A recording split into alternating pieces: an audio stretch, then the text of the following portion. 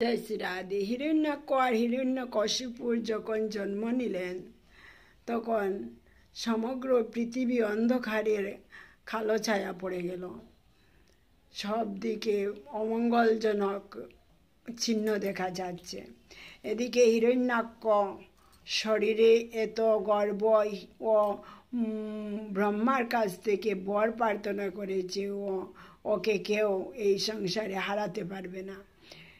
ও গর্বে স্বর্গে গেল। স্বর্গে গিয়ে দেবরাজ ইন্দ্র ওর ভয়ে সব দেবগণ লুকিয়ে পলায়ন করেছেন।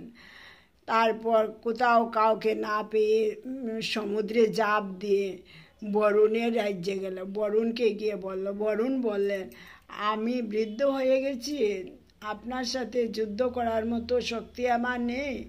আপনি এক কাজ করুন, নারায়ণের সাথে যুদ্ধ করেন।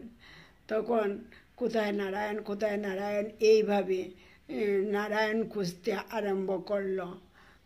তারপরে তো বরাহরূপ নারায়ণ বরাহরূপ ধারণ করে ওকে বধ করলেন, হিরণ্যাক্ষকে। জয় শ্রী রাধে।